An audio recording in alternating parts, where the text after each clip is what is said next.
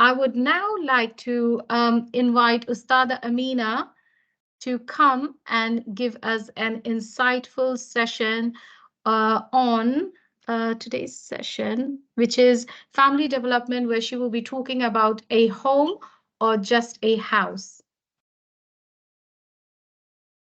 Jazakillah khair, mashallah. What a nice introduction. Alhamdulillah.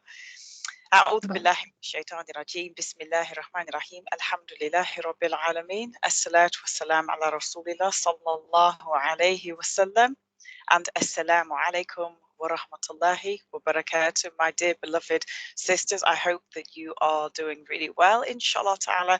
I hope that your Ramadan is going well, that you're fasting. May Allah subhanahu wa ta'ala accept all our fasts and all our amilus salihat, our righteous deeds, our good deeds during this amazing month of Ramadan. And it's felt like a really nice month, hasn't it, subhanAllah? Every year I look forward to Ramadan, and the thing I look forward to most is the shayateen being locked up and then getting out of our faces a little bit, subhanAllah. So today we are, of course, going to be talking about family and home. And Ramadan is a really, really good time to talk about family and home, because when we talk about the shayateen, when we talk about the wiswas, the whispers of the shaitan, in Ramadan, we find it gets less. Of course, it gets less because the shayateen are locked away. So we find that our homes usually will become a little bit more peaceful. Now, I'm not saying that we have this automatically perfect home just because it's Ramadan, because that's certainly not the case, and that's not our realities on any level. However, it's important to note that things do get a little bit better in general for most people.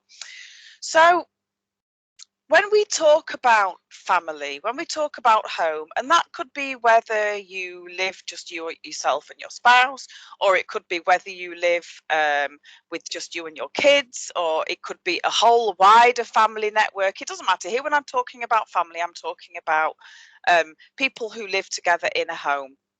And family and home should be the center of our world. And what we must understand about any world, whether it's a world we live in at home or the world outside the home, there are constantly moving structures within that home. So people and even places, we move house, right? Sometimes we move country. People are born, people die, people marry, people divorce. Sometimes people are happy and sometimes people are angry and sometimes people are sad. So when I talk about the family home as being a set of moving structures, all you have to do is to think about your own family structure and how maybe on one day things are like, yay, amazing. And then on the next day, things might not be so easy. So just take a moment and think about your own home and think about, and here I'm gonna turn this over to you guys. And I want to make this quite interactive, inshallah ta'ala. I hope you guys don't mind. I know everybody's tired with fasting and everything. May Allah subhanahu wa ta'ala reward you hugely. But please, guys, don't make me just sit here on my own saying this. So take a moment, think about your own home. All right.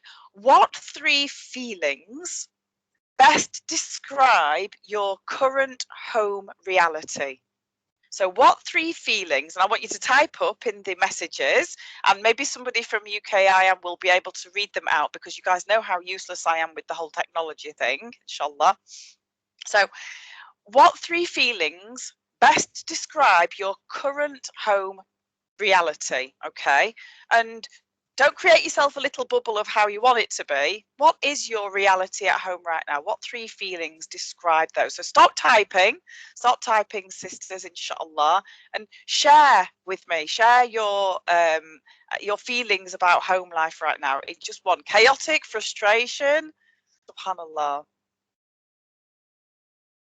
Come on, ladies, get typing. What else we've got? What else have we got? Don't be shy. It's all good. What 3 feelings best describe your current home? Nasreen, if you could just type in the messages, that would be amazing. Busy, blessed, and alhamdulillah. What nice words, mashallah, you guys are. Busy, active, full of love. Oh, wow. That's incredible. Beautiful. Let's have a couple more people and then we can move on, inshallah. Hectic. Oh, yeah, I know that one. Loving, supportive, smooth, peaceful, not easy, frustration, subhanallah. So we can see that, you know, mashallah, and thank you, my dear sisters, thank you for sharing that, because I know sometimes, especially if you're facing some difficult times at home, peaceful and grateful. Thank you, Tanya, Jazakillah khair.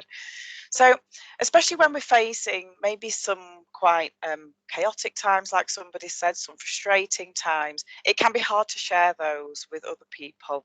Even if you're not at the center of the chaos, it still affects you, right? Subhanallah. Especially in Ramadan, when we're trying to seek that peaceful home. Now, what we're going to look at today, inshallah ta'ala, and I really hope that it will help all of us, including myself, we're going to look at the principle of how or where to find our peaceful home. Yeah? Now, let's turn to Allah subhanahu wa ta'ala. Let's turn to the words of Allah. And we have a principle that Allah subhanahu wa ta'ala gives us in the Quran. And this is in Surah number 16, verse 80. And Allah subhanahu wa ta'ala tells us, it is Allah who made your habitations, your houses, homes of rest and quiet for you. Okay? Buyutikum sakana. Buyutikum sakana. So Buyut comes from Beit. Buyut, it's the plural of Beit. Beit is house in Arabic. Buyut is houses. Buyutikum is your houses, plural. Okay. Sakana. Of course, sakanan, it's from sakina. So Allah subhanahu wa ta'ala here, what's he telling us? He's telling us that Allah makes the houses, the homes for rest and quiet for you. Surah 16. Now, let's look at our realities, because some of you will be sitting there and going, oh yeah, I get that. Some of you are going to be sitting there going, I don't see that right now. All I'm seeing is stress and chaos and frustration. So we need to try and find some recipes to help the sakina in everybody's houses, either if you've got it already to increase, inshallah ta'ala, because you can never have enough sakina, right? You can never have enough contentment and peacefulness in our house. And if you are one of those people who has quite a difficult home life, let's have a look at maybe some things that you might be able to change to bring a bit of sakina and start that sakina seed from growing, inshallah ta'ala. So life is changing, families are changing. Homes, we must remember, are made up of all the people in them. And every single person in that household, whether it's 2 people or 50 people, everyone brings something into the household. So we all face some kind of trauma. Everybody in life faces some kind of trauma. Maybe you're going through your trauma now, my dear sisters. So people face divorces or what leads up to a divorce. People face arguments. People struggling with mental health. People struggling with their iman and their connection with the deen. Families divided, usually for reasons. It could be disrespect, it could be neglect, it could be arguing, it could be toxic behavior. And then we see the social media, and we see the media in general, which kind of offers these alternative values, which might not sit in the right way or in the way that you've envisaged your family values to sit. So it might be that we have teenage children or young children who are being influenced in some way by social media, and they're bringing that into the household and trying to create almost a kind of a different type of atmosphere within the household, and that can be really, really difficult. But we can't stop crisis. That's one thing that we have to accept. We cannot stop crisis. Why? I'm not going to talk from myself. I'm going to talk from the Quran, of course, because that's our foundation for literally everything. Again, Allah subhanahu wa ta'ala tells us, no disaster strikes anyone illa bi'ithnillah, except by the will of Allah subhanahu wa ta'ala. And whoever has faith in Allah, he will yahdi qalbahu. يهدي قلبه. He will guide their hearts. Okay. Now, let's look back at the seerah. Let's look back at the life of Rasulullah sallallahu alaihi wasallam. Muslims were facing home and family trauma. In Mecca, of course, we know that with the advent of Islam, families were being ripped apart. Father and son and mother and daughter were literally physically fighting one another. And then the hijrah, imagine the hijrah, and imagine this in your life, that suddenly you have to leave your home, you have to leave all your belongings. Sometimes you have to leave like half your family, half your beloved people. And they were leaving and they were going from Mecca to Medina, fi sabilillah. How amazing is that? Just the hijrah itself, really, it gives me chills, because what these brothers and sisters did, what these Sahaba, may Allah be pleased with, every single one of them did, was absolutely incredible. The sacrifice that they made for Allah subhanahu wa ta'ala is incredible. They had trauma upon trauma upon trauma. And sometimes we think, and we can look at the people, our dear brothers and sisters in Gaza right now and in Philistine, more widely. And we can see some people have been left with nothing, literally nothing. Their families have gone back to Allah subhanahu wa ta'ala, or they've disappeared or whatever. Allah knows best. Their food has gone, their drink has gone. Imagine that situation in your life, my dear sisters. It kind of makes you humble yourself. And then we look at our own situations and our own trauma that we're facing. Put it in perspective. And I'm not saying that your trauma is not real. All of our trauma is real, absolutely, because it's our lived experience.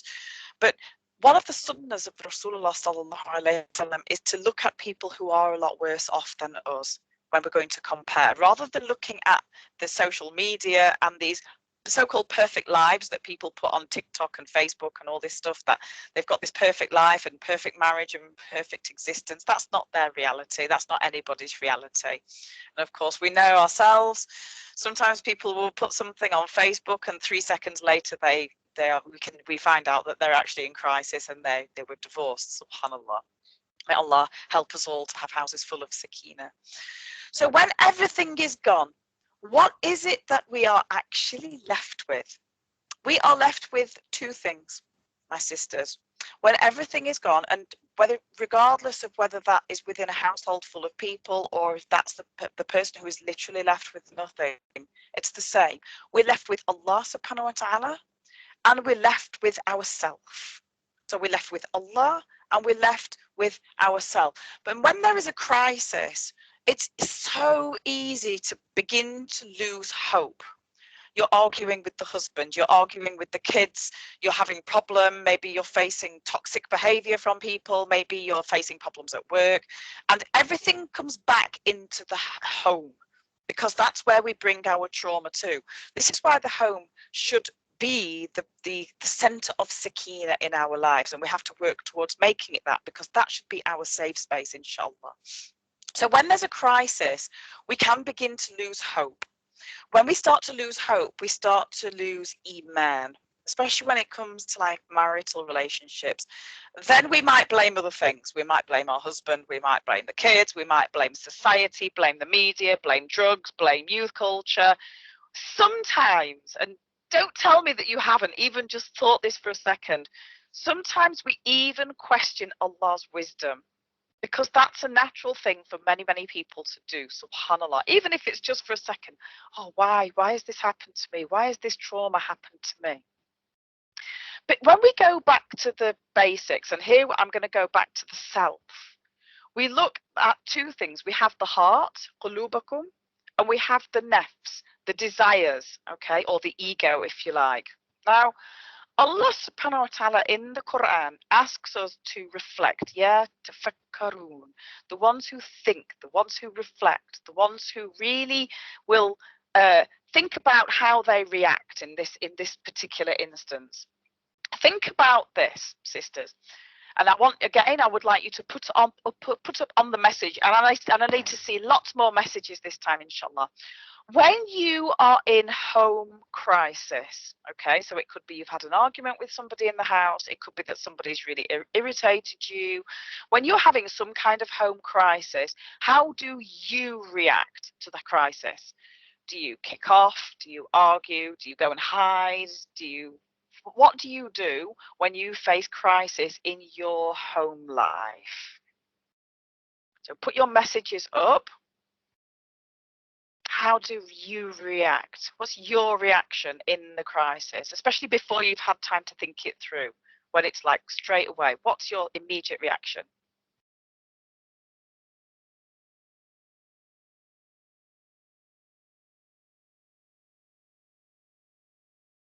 Who's going to be the first one to get their message up?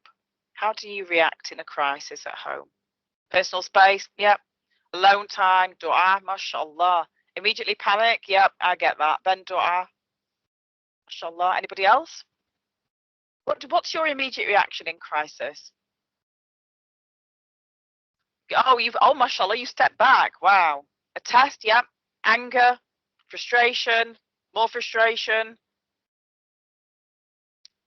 MashaAllah, MashaAllah. Jazakumullah khair. I know sometimes it's hard to dua, Noreen, MashaAllah, Jazakillah khair. So, what we have to understand at this point, all right, and here we're going to go a little bit into psychology, because the Quran and much of the Quranic text and much of the Sunnah of Rasulullah sallallahu alaihi wasallam, as in the way we deal with things, it seats itself in psychology, and in order for us to be able to put that into practice, we have to understand how we ourselves think and how we react. So number one, the incident, the thing that triggers the reaction. My dear sisters, we can't control that incident. We can't control what other people do, how they react. To a large extent, even with our kids, we can't control how they behave. I mean, how often do our kids drive us literally crazy, huh? We can't control that. But the response that we give, especially when it comes to the household, especially when it comes to our loved ones, the response we make a choice on. And I find it really fascinating. We've got so many different responses, so many different ways that is our gut response. But one sister, mashallah, I can't remember who you were, so I do apologise, but one sister put the thing that, stand back. Before you make that knee-jerk reaction, stand back, subhanallah. And that is definitely the response that we can control. Now, with this strategy, when we're looking inwards for the responses, rather than reacting to what is outside ourselves, yourself and your relationship with Allah subhanahu wa ta'ala will become your sakina. All right, now this is really important to remember. Yourself, what's inside you, your heart, your control over your nafs, your ego, your relationship with Allah subhanahu wa ta'ala will become the center of your response, which will be sakina. So you will become, so even imagine there's like complete chaos around you in your household. Everything's going nuts. Everything's going crazy. Maybe everyone's arguing. People are trying to argue with you and trigger you as well. But if you become that restful place, yeah, because hearts find rest where? With Allah subhanahu wa ta'ala. The outside world, with enough training, my dear sisters, and this isn't like an insta fix, it's training that we have to do. We have to train ourselves to respond in a particular way. The outside world will no longer affect the inner sakina. So what's outside you will not affect how you react. So you are no longer reacting to what's going on around you. You are reacting to what is inside you, your sakina. Now, Allah subhanahu wa ta'ala tells us, La ikraha fid din. There is no compulsion in religion. And he says the right path or the right course has been come clear from the wrong. Now, this is referring, of course, to being Muslim and going into Islam. However, what I'm going to do is put this in a very slightly different context. When we talk about impulsion to do something or to not do something, we have to try and be the person to make that choice with our emotional responses, what path we're going to take. So now I want us to move into the world of psychology, just really quickly, inshallah. Now, the first question that I'm going to ask you, and you don't have to answer this one, by the way, it's okay.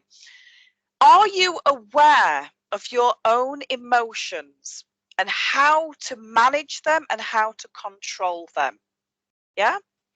Now, if the answer is yes, alhamdulillah, that is absolutely incredible. If the answer is sometimes or maybe not at all, we can give you some tips or some tools or some ingredients of things, some strategies that you can do. So the first thing of self-awareness, it's called, or emotional intelligence, which from an Islamic perspective is muhasaba, or checking oneself, stepping back in any situation, thinking before we respond, and having sabr. Allah subhanahu wa ta'ala tells us, Wallahu yuhibbus sabirin. Allah loves the ones of us who have patience. So the second thing for us to think about and to wonder, and here I want you to apply this to yourself, wonder to yourself, do you recognize how your emotions and whether that's an emotion that you're feeling and you're giving out the feeling of emotion, or whether that's something you're saying or something you're doing? Because like sometimes when we feel negative, we feel, somebody put anger, absolutely, when we feel anger, we give out a very negative aura, a very negative sort of spirituality. We might slam doors, we might have an angry face, and then that affects the people around us. But when you're angry, you tend to be quite selfish. We are quite selfish when we're angry. That's what human beings are, I guess. So do you recognize how your emotions are affecting the people around you, especially your kids? Do you always immediately point the finger at other things? It could be your spouse, it could be your mental health, it could be your family, it could be your children's behavior, it could be any amount of things. Do you tend to blame other things for the way you're feeling, or do you tend to self-reflect and self-evaluate? So that's number two.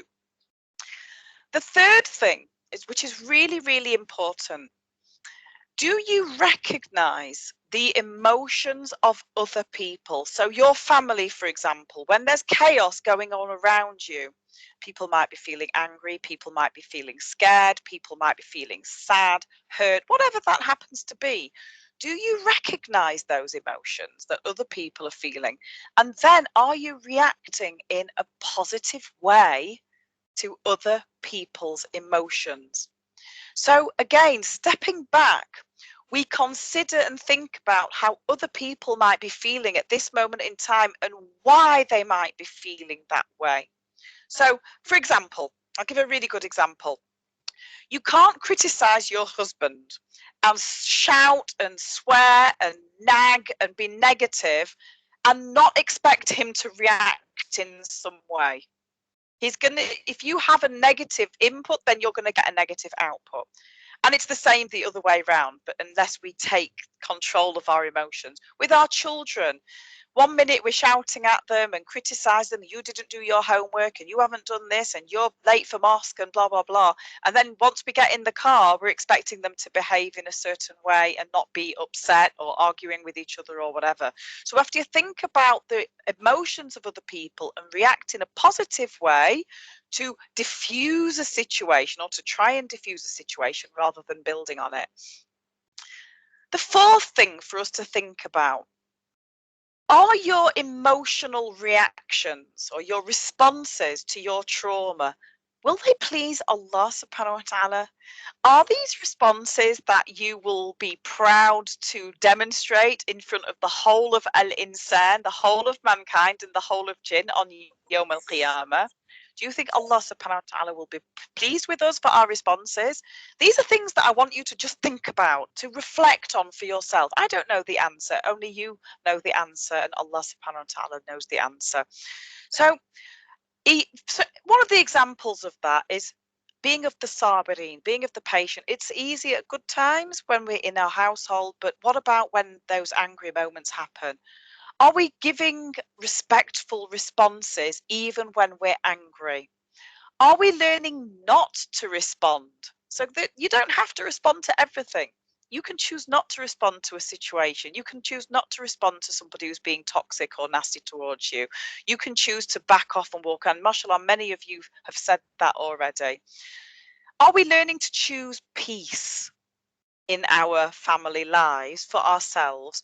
And do we understand when is the time to walk away from an argument and to say, right, actually, I'm not going to argue with you. Why don't we discuss this at a later time, inshallah, and taking yourself off to have some calm time? So emotion really, it's one of the main foundations for our home atmosphere is emotion. And the real home is not the house, my sisters. It's the people in it. It's and the real you in the home is not the you in the masjid. It's not the you here and now on this call. It's not the you when you're with your friends. It's not the you on Facebook or Instagram. The true us comes out when our guard is down. And our guard is down when we're in our homes, when we're with our loved ones. In fact, subhanAllah, nobody knows you better, especially the bad points, right, than your loved ones. Now, I don't know how many of you are married or thinking about marriage, but if you are married, what I would like you to do is now sit back and think about your marriage. Think about 3 emotions that you feel when you are in your marriage. And there might be some positive, some negative, which is pretty much everybody's experience. So put it in the messages. What are 3 emotions you feel when you are in your marriage?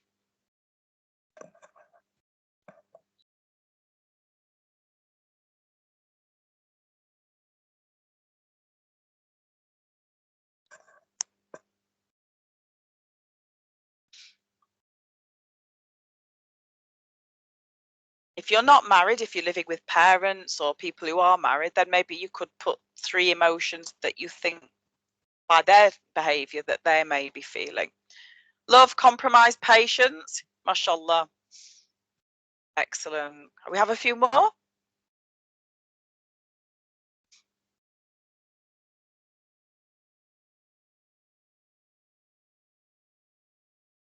And be realistic with these emotions. Frustration, anger, disappointment. Jazakallah khair for sharing. That's difficult to share. Thank you. Anyone else?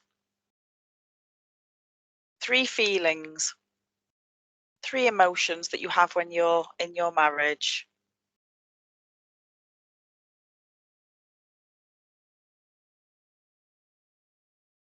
Trust, protected, distanced, exhausted. Finally, it's happening. Mashallah. Mashallah. You guys are absolutely amazing. I'm just so, mashallah. May Allah bless you all hugely. So we've had some very mixed feedback, and that reflects your homes, that reflects your realities. Sorry, one flashed up there, but I didn't quite catch it. I'm so sorry. Love, respect, compromise. Mashallah. May Allah bless your marriages and make them full of sakina, anxious, love, comfort. So we can see from most people's responses that marriage is a very mixed thing. Now, there's something that I want to add. Now, regardless of whether you're on your first marriage, mashallah, security, love, regardless of whether you're on your first marriage or you've been married before and been divorced and, you know, you're in a subsequent marriage, then it's very important for the spouse, for the 2 spouses, to put themselves at the center of the family. If you're the, obviously, if you're the, you know, the people who run the home. Now, when Allah subhanahu wa ta'ala, and let's go back to what we talked about at the beginning, when Allah subhanahu wa ta'ala says, Buyutikum sakana, your restful homes, marriage is at the center of home life. And so when we say Buyutikum, we place ourselves at the center of that. So let's look at very briefly at what builds a marriage and what makes a successful marriage. And let's look at that from a Quranic viewpoint. And here, my dear sisters, I don't want you to try and look from your spouse's viewpoint, whether you have a good marriage or you don't have a good marriage. That's not what we're looking at here.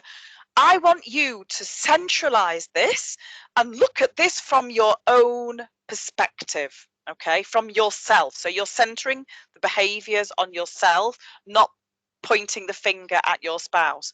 So the foundation of marriage is again mentioned in the Quran. It's absolutely amazing. I always feel very in awe when I hear these words. Allah subhanahu wa ta'ala in again Surah Nisa, which mashallah we heard some of earlier. Allah subhanahu wa ta'ala mentions and talks about the bond of marriage or the covenant of marriage as being mithaqan ghalidha. Mithaqan ghalidha means a strong covenant or promise, which is what the nikah is in the first place, essentially. Now, marriage is so important in Islam, and that bond is so important that actually the same words, and look at this, how Allah subhanahu wa ta'ala uses the same phrases, the covenant of the prophets, between the prophets, alayhim wassalam, and Allah subhanahu wa ta'ala is also described in the Quranic text as mithaqan ghalidha. This covenant, this promise between the prophets and Allah subhanahu wa ta'ala. That's how high up marriage is in the eyes of Allah subhanahu wa ta'ala. And when we think about that, we think that Allah subhanahu wa ta'ala has actually put this amazing foundation down for us. But we have to think about how we are managing that. Are we approaching that mithaq and ghalidha from the correct perspective? Are we living that on a day-to-day basis? Whether or not our spouse is doing it, are we doing that? Now, when we think about, and again, I want to throw out another question to you guys. And here, this is to anybody, whether you're married or you're not married, because all of you will know people who have gone through marriage problems and have maybe faced crisis in their homes, in marriages. What do you think are the main problems? And just put a one-worder. You don't need to write a whole kind of big thing about it. What do you think the main problems people are that face marriage breakdown over time? What do you think are the main problems people face? Now, domestic abuse, I want to park, because we're not going to talk about domestic abuse. That's a completely different situation, and that's a very different conversation to have. I'm talking about these little problems that build up over time, that create division or distancing. I think someone mentioned distancing in marriage. Lack of patience, mashallah. Absolute misunderstandings, big one. Communication, massive one. Self-centered, people thinking about themselves. Lack of showing love, mashallah. Expectations. Everyone's saying lots of expectations. His is there, hers is there, and all the rest of it. Commitment. Absolutely. Not compromising, not working together, not being a team. MashaAllah, Jazakumullah khair. Trust, disrespect, lack of communication, anger, lack of care. MashaAllah, they're coming so quickly, I can't even catch them. Not sharing responsibilities. And again, that's down to expectations, etc. Now, when we look at and this is why Ramadan is so important. This is why I told you earlier, Ramadan is so important, my dear sisters. The Rasulullah sallallahu alaihi wasallam, in a very, very well-known hadith, warns us that the shaitan sits on a throne of water, right? And he sends his helpers to create fitna, problems amongst people. And the most notorious amongst these fitna causes is closest to the shaitan in rank. So it's very high up. They have ranks, like, levels that they're at, the shayateen. And one of these helpers will talk to Iblis about his actions and, oh, I did this, I did that. But Iblis dismisses them as insignificant. However, if one of them says that they caused a fitna, a fight, a problem between a husband and wife, Iblis actually praises that one and considers their actions successful. All right. So the shaitan chips away at the small stuff in our marriages. All marriages, all relationships, even the best ones, have conflict, some kind of conflict, whether there's a little conflict or a big conflict. It's unavoidable, but it's not the conflict itself, but how it's managed that predicts the success or the failure of that relationship. So marriage conflict, rather than resolve it, because we try to find resolutions, don't we? We're trying to find we need to resolve this, we need to change everything, because conflict is normal in relationships. But what we have to try and do is use those to grow and use them. I think somebody rightly said understanding. Some problems you won't be able to solve because there are natural personality differences between husbands and wives, okay? We're not like a clone of each other. I mean, some lucky people, maybe they are a clone of each other, but most of us, we're not like that, and our marriages are not like that. And so lots of things, and I'm just going to give you a list of 4 things, and this is rooted in psychology, that are real problems for marriage, and they're like deal breakers for marriage. Number 1 is criticism. So not criticizing. Criticism sounds like you're always late and you're so selfish and, you know, really criticizing somebody. What can you do instead? It's not about not talking about the problem. It's saying it hurts when you haven't honored our agreement to let me know you would be late, or, you know, can we talk about this and communicate more clearly? So it's having a gentle startup is really, really, really important in communication, even if you're wound up. Contempt. Contempt is the second one. Contempt, really, it shows when we feel we're superior or better than our partner. And I know a lot of people are guilty of it. For example, I've heard from sisters who've maybe, they, mashallah, praying and everything, they're quite practicing, but they got married to somebody who is maybe not on the same spiritual level as them. And they look down on their husband, they look down on their partner, and they'll, you know, criticize them for maybe not praying or not praying on time and all the rest of it. And they almost become a micromanager. So it becomes problematic when we're trying to micromanage our partner's spirituality rather than accepting the place they're at and allowing them to go on that journey for themselves. The third one is antidote. So the third one is stonewalling. So these are people who, instead of talking about a problem, they will just avoid the problem and brush it under the rug and never come back to it again. And the fourth one is defensiveness. You know, did you cook dinner? Like,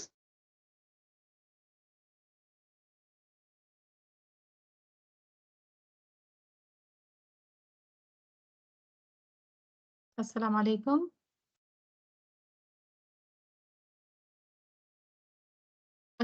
Ustada Amina, we can't hear you.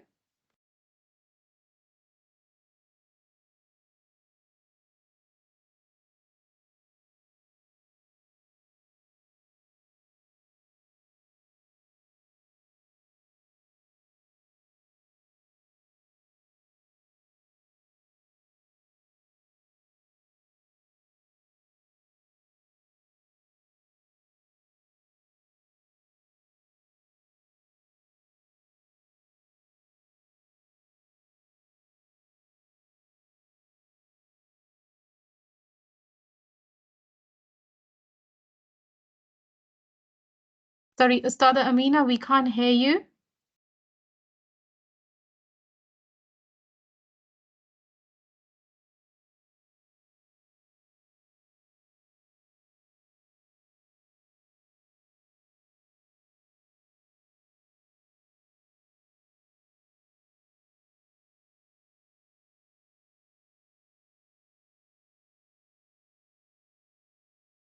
Ustada Amina, if you leave and then rejoin again, please.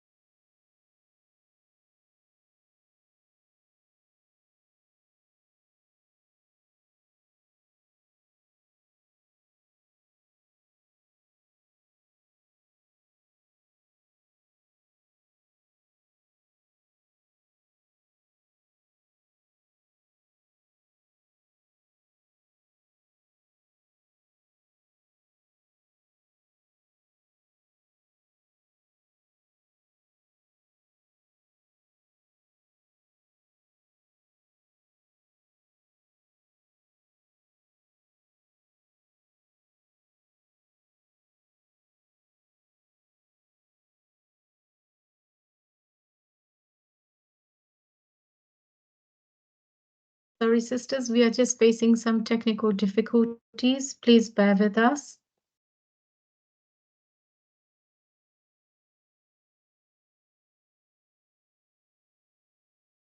Assalamu alaikum. Your mic is muted. Assalamu can you hear alaikum. me now? Yes, we can. Yes, we can. Subhanallah, Yes. I have no idea what happened there. Everything just disappeared from my screen. Subhanallah. Yeah, it's probably the shayateen playing up. Well, they need to be locked up more strongly then. Subhanallah. Out of it there. Okay, inshallah. All right. So, how long do I have left? Sorry. You could take another 10 minutes, I guess. Yeah. Brilliant. Okay. I hope everyone's okay with that. I do apologize. That was very random. Subhanallah. May Allah give it a shifa, whatever it is. So, okay. So I was talking about some of the common non-abusive, and here I'm not talking about marriages that are abusive, but non-abusive build-ups, less intimacy. Sisters, I know, maybe don't have a massive problem with that. Brothers have a huge problem with that. When sisters aren't paying that intimate kind of attention to their husband, then it kind of switches them off emotionally as well. Financial complaints and problems, time together, spending time together. I think someone's already brought that up. Arguing over little things, so little annoying things that might seem to be unresolvable, and they cause big arguments, but when you step back and you look at them, actually there weren't massive problems in the first place. And I think someone has already said, mashallah, lack of teamwork.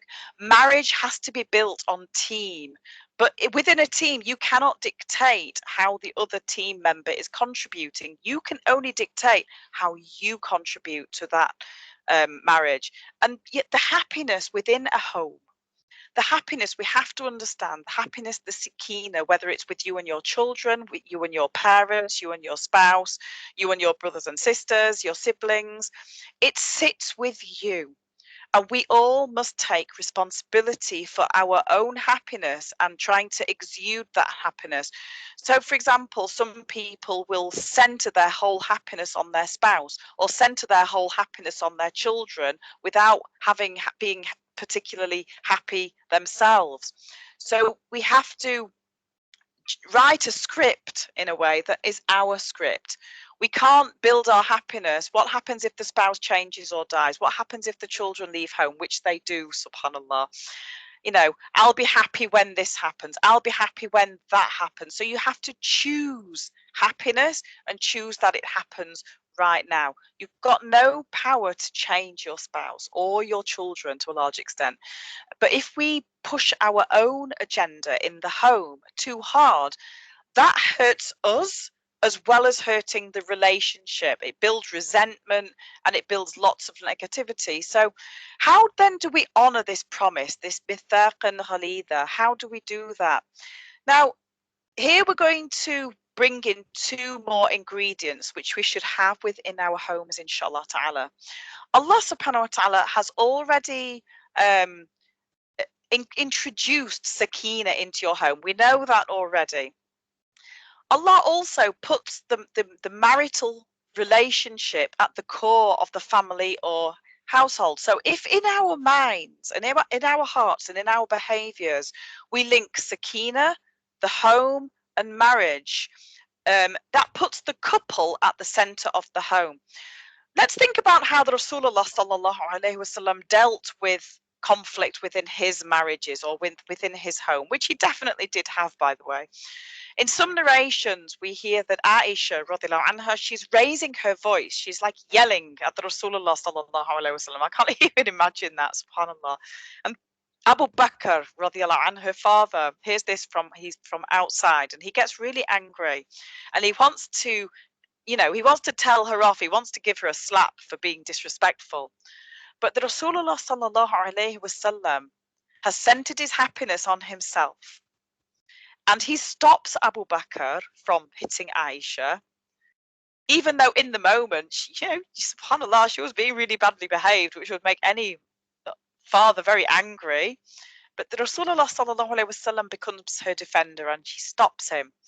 And later on, after the argument's finished, after everything's resolved and everything's back to okay again, he says to her in jest, he's having fun, and he says, I saved you from that man.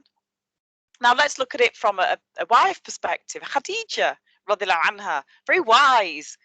When the Rasulullah sallallahu alaihi wasallam comes down from the cave Hira, Here we're going right back to the beginning of the seerah. I know you guys all know these stories. When he has seen the angel Jibreel alayhi salam, and he's received the first revelations, and Ikra, Ikra, Ikra, and he gets squeezed to within an inch of his life, and he's terrified. And he comes down off that mountain and he's shaking and he is so frightened.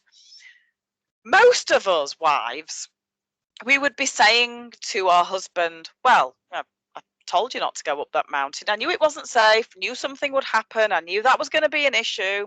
However, you went ahead. Well, tell me what happened. Well, come on then, what happened? Blah, blah, blah. We'd be bombarding them with questions and comments. Instead of this, Khadija just greets him. She's supportive. And she must have hugged him. Seeing the state he was in, she must have given him a really nice hug. And then when he says, cover me, she does that as requested. She doesn't start asking loads of questions. Later on, he talks to her about what's happened. This is emotional intelligence on her side. She knows when it's not the time to talk, even though she must have been desperate to say something and desperate to know what's happened. This is a big thing. But what she does is she steps back. Now, at the center of our marriages, when we first get married, before our marriages, Allah subhanahu wa ta'ala places two ingredients, and that's mawaddatan, which is affection, and rahmato, rahma, which is mercy. And when you do your nikah, Allah subhanahu wa ta'ala hands you both, as a couple, those two seeds. And then it's up to you both what to do with those seeds. You can grow them, you can nourish them, you can give them, good behavior and water and sun and all the rest of it. Or you can neglect them and they will die. And that's based on each spouse's behavior within the marriage. Everyone has to be responsible for themselves and for the treatment of the spouse and for all the things that you guys were saying earlier. And even in divorce, maybe some of you are divorced, even in the divorce, that good behavior should apply. The good behavior then starts superimposing on the rest of your household. Okay, when you throw a stone into the water, it causes ripples. It's the ripple effect, right? We've all seen it as kids, maybe, or our kids.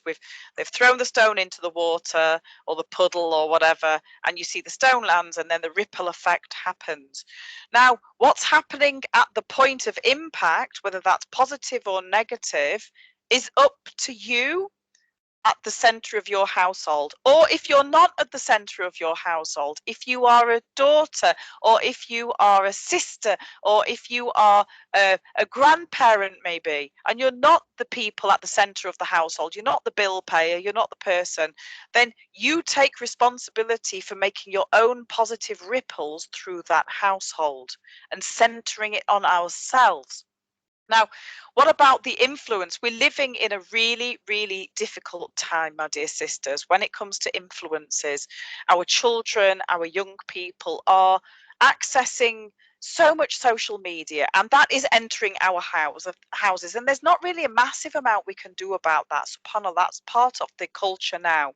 However, if our home influence, whether you're a sister or a daughter or whatever, if your home influence is positive and amazing and beautiful and has sakina, then over time that will have an influence on the people around you, inshallah ta'ala. And here again, I'm not talking about abusive or toxic relationships. Those have to be navigated through in a slightly different way. What I'm talking about is the influence, whether it's the things you do or the things that you say or the actions that you take. They should always be positive, and the way you react should be positive, inshallah ta'ala.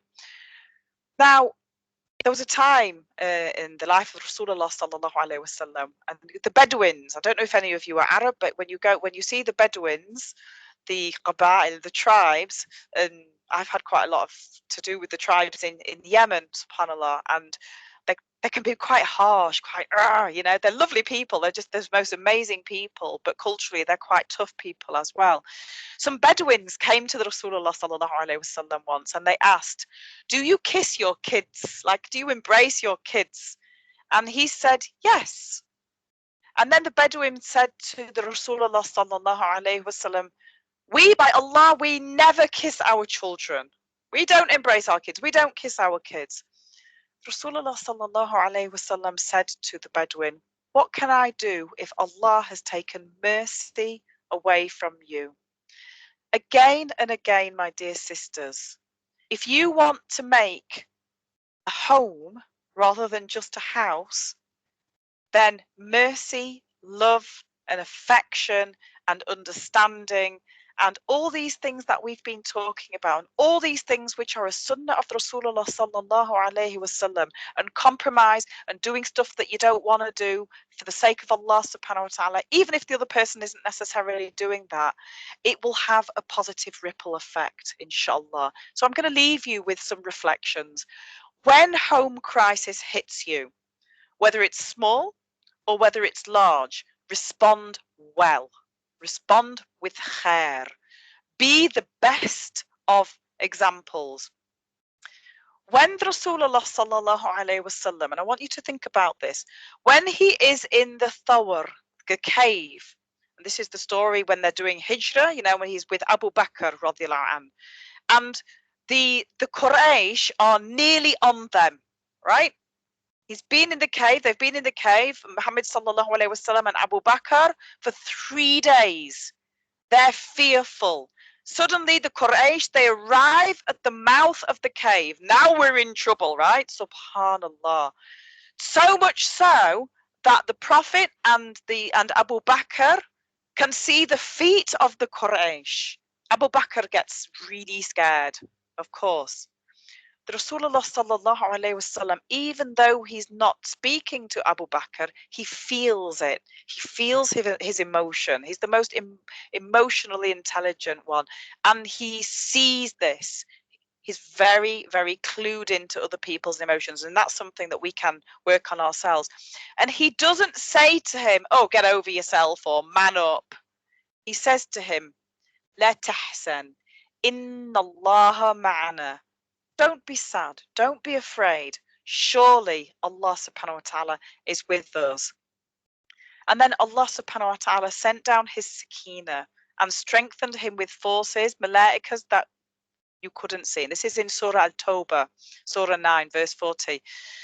So profound was what the Rasulullah sallallahu alayhi wasallam said to Abu Bakr at that point, is that Allah subhanahu wa ta'ala placed it in the Quran. At that moment, the Rasulullah sallallahu alayhi wasallam is the center of sakina, causing that ripple effect for Abu Bakr. No home is needed, no bricks and mortar are needed. They're in a cave. They're in the middle of nowhere. But actually, we end where we began with this, that you are the center of your home. You are the center of your sakina, and if you're not, then make yourself the center of your sakina. Subhanakallahumma wa bihamdika ashhadu an la ilaha illa anta wa astaghfiruka wa atubu ilayk. Subhana rabbika rabbil izzati amma yahsifun wa salamun ala al-mursaleen walhamdulillahi rabbil alamin. Jazakumullahu khair. Barakallah feek. Jazakallah khair, Ustada Amina, for facilitating such a brilliant and insightful session. Your thought-provoking contribution has truly enriched our discussion today.